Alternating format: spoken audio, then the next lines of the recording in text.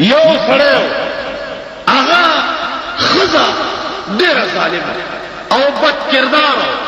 نو هغه به یو زیارت ته تله، اول ته به دا دعا کوله چې خدای زما دا خاوند په دواړو سترګو ړوند په ټپو ړوند. ولې چې زه څه کوم چې دی نه وي. زیارت ته وی بابا زما دا میړه ړوند. خاوند به تاسو کوله چې خدای ته چاته دی چې دا زیارت لازمه او دعا کوم چې خدای زما میړه لا ډېر مال دولت ورکې او ډېر داسې کې او داسې. یو ورځ خاوند ورپسې پټ پټ تللی دی او د زیارت د پاسه چې کوم غلاف ورې درې دی که نه بیا د هغه غلاف لاندې هغه قبر سره ملاس چې دا ښځه ورغلې ده وی زیارته بابا هغه ورته ځکه لاندې خاوند پروت و ویلې ویل نن خو دې اواز هم راکړو ویل زما دا خاوند په ټپو ړوند کا په دواړو. ورته وی چې کور کې دې زیړه غوا شته وی چاو شته وی هغه حلاله کا او 3 ورځې د هغې غوښه په میړه وخوروه نو په دواړو سترګو به ړوند شي. دا واپس کور ته راغلی ده چې څه ساعت پسې ورپسې خاوند هم راغلی دی. ښځې څنګه چل دی ویل سړیه دا چاړهواله دا غوا زره لاله. ویل ولې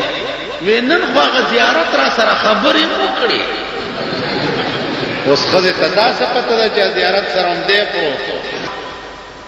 دا هغې ته څه پته ده. زما په خپل خیال چې د خندانه زیات دې خبرې ته سوچ وکړي بیا به پرې پوهېږئ نه وکې حلاله کړه غوا حلاله کړه چې حلاله یې کړه یو ړومبۍ ورځ باندې چې په خاوند غوښه وخوړه وی ښځې زما د سترګو ته خو څه تیاره تیاره کېږي. په دویمه ورځ چې غوښه وخوړه وی ښځې دا تیاره خو زیاته شوه وی بس دا خو د غوښې در باندې اثر وکړو امید دی چې خدای به مونږ ښه کړي. چې په 3مه ورځ چې غوښه وخوړه سړي په سترګو لاس کېښو وی ښځې هېڅ راته نه ښکاري. وی چې ها بس خدای دې دا زیارت وی دا څه چل وی چې بس به د نور کاره خو ووتمه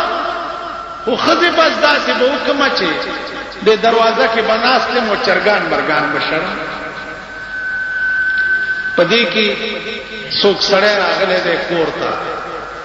دی ورته ویل چې راځه سړی په ټپو ړوند دی چې کش کش دې سړي اورېدلي دي کوتکې ورته راپرېښی دی چې په دا دی سړی والی دی په ټکي مړ دی.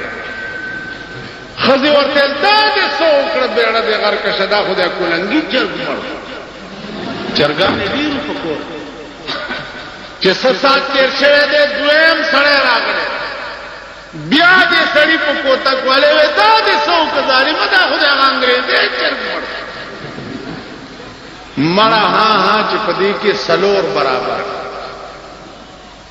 چې څلورې برابر کړه خاوند ورته سترګې پرانیستې دي او ښځې ته وایي چې زه خو جګ جوړې ما تا دې دپاره زیارت ته تلې او دواګانې دې کولې چې خدای زما میړه ړوند کړي چې ستا څه خوښه یې چې هغه کوي. زه اوس د هر څه خاونده ستا سر وخوري خو دا مړي اوس لرې که چې پې هم نه نیسي څوک. سړی راغوښتی دی په 100 روپۍ چې دا مړی یو څه دا یو او سیند کې وغورځو چې هغه یې وړی سیند کې غورځولی چې راغلی چې 100 روپۍ راکړه مړی مې یوړ ویل هغه خو بیا راغی هغه مړی دا دی پروت دی بلې ورته دروازې ته کړی چې هغه یې اوچت کړی وړی دی چې بیا راغلی وی هغه خو بیا راغی ظالم بلې ورته 4 واړی چې پې لېږلي دي اخیری چې لېږلی دی وی هلکه چې دا ځل در نه را نه شي ګوره سمې غورځوه سیند ته چې د سیند په غاړه یې دا مړی غورځولی دی چې ګوري یو سړی ناست دی د سیند په غاړه جامې وینځي وایي ته بیا لا راوتې جامې وینځې هغه یې مړ کړی چې داسې په غاړه روان دی او ماهیګیر روان دی میان نیسي وی الله اوس میان هم نسی آئم مړ کړی بل یو غوتمارو په دریاب کې میانو پسې غوتې والی پاغې ورټوپ کړی ویلا سر دې پر اوچت دی آئم مړ کړی دی بیا راغی سړي ته وی چې وروره اوس مې سمه صفایا وکړه جامې وینځلې مړی را په غاړې تراوتې بیا مې ورغورځولو مړ مې کړو بیا مایګیر په شکل کې راوته بیا مې مړ کو بیا د غوتمار په شکل کې بیا سر مې دې کولو دې خوراتلو بیا مې مړ کو سړی ولا 100 روپے کله مقل لري او سوچ لري نو دینه په انداز لګوي چې په مون هغه د خزي کار شوی دی او داغه سړی کار شوی دی خدای میړه په ټپوډون کې او میړه سره ور سره فراډ کو او جوړ سترګې راځي کړي ار صحیح لیدل ورته سوینم نه تاسو باندې هغه چا یو سره په خرب سره چلولا پټول نو ملغلره بیا مونږ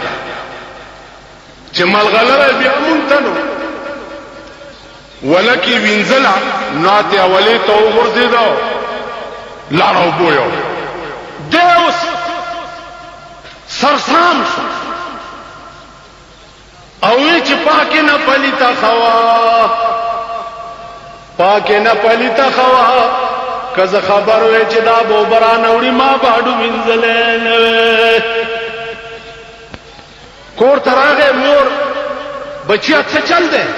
وې مور پاکه نه پلیتا خوا مور ولا ډاکټر راوست چې دی الګ باندې څه چل دے ډاکټر والا علاج ملاج سوکو دا خبره ته نه هیره مور والا پیسې ورکول څوکیږي 100 روپے هغه دا 50 والا 50 به بیا ده ولله 100 به بیا پورا را چې ډاکټر زه تلاړو نو ده مور دې زوی ته وای چې بچی دا پتا څه چل ولولي بیا تا چې وی چې پاکي نه پلیته بیا وریاد چې بیا وریاد شو الګ بیا چې کړي چې پاکي نه پلیته خوا پاکي نه پلیته مورم سرسام شو ول تپوس نه تپوس خو تپوس نه تپوس خو ډاکټر پسې سره راغی چراشه مریضان خو یو نه دوش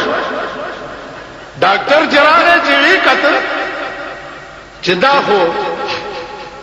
د یو علاج مې کوله مورم الټا پکې مې هغه زما 50 روپے را کورې عام لاړ ډاکټر چې دوی ته وکړه عام سرسام شو